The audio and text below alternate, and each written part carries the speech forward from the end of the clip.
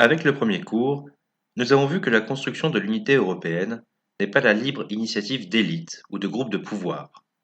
C'est une nécessité impérieuse déterminée par une série de facteurs historiques et sociaux mondiaux. Mais ça ne veut pas dire que le résultat et la façon de construire l'unité de l'Europe soient indépendants de la volonté des Européens, de tous les Européens. Avec ce cours, nous allons essayer de mettre en lumière au moins trois objectifs qui sont en jeu dans le développement des institutions européennes. Ces objectifs dépendent de la volonté des citoyens européens de les atteindre ou non. Nous les appellerons valeurs supranationales ajoutées, parce que sans l'unité supranationale de l'Europe, les citoyens du continent en seraient privés. Le premier est la paix. Dans un monde où les êtres humains sont répartis dans des États qui peuvent recourir en dernier recours à l'utilisation de la force les uns contre les autres, l'alternative à la libre coopération reste la guerre, et la compétition entre les groupes humains en jeu n'est pas gouvernée, à la merci de la violence du plus fort et potentiellement autodestructrice pour tous.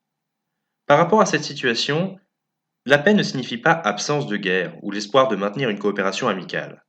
Elle signifie créer des pouvoirs démocratiques qui enlèvent aux États, et à tout autre acteur qui s'arroge de telles prérogatives, le droit et les moyens de rivaliser par la violence, en gouvernant le conflit et la compétition au sein d'un jeu à la somme positive, où les efforts et la capacité de chacun s'avèrent constructifs pour tous.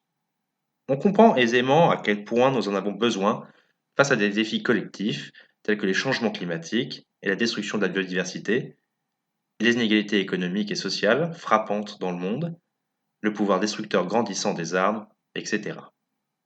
La paix et la création d'un jeu à la somme positive sont exactement le résultat poursuivi par les institutions européennes, ce depuis la première communauté, fondée en 1952.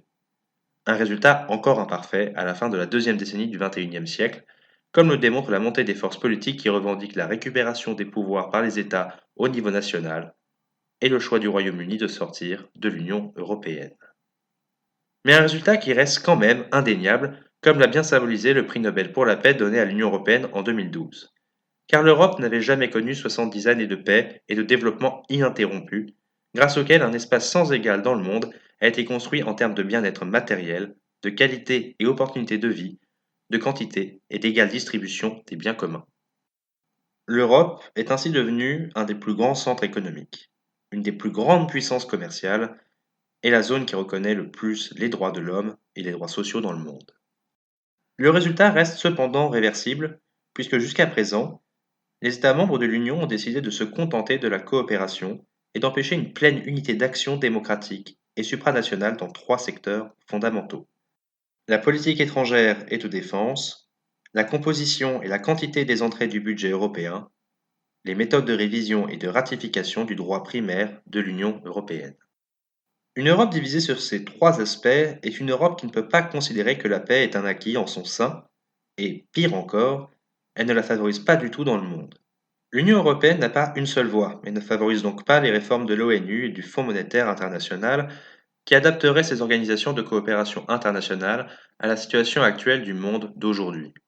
L'Union européenne reste à la merci de divergences nationales internes, face à des intérêts communs les plus évidents, comme la nécessité de donner de la stabilité et permettre le développement en Afrique subsaharienne et à celle méditerranéenne, au Moyen-Orient, pacifier de façon équitable et définitive le conflit entre Israël et la Palestine, de gérer de façon cohérente et unitaire les relations avec la Russie. L'Union européenne n'a pas une autonomie ni le budget qui lui permettent de mettre en œuvre une vraie politique économique supranationale, en mesure de relancer de façon durable l'économie européenne.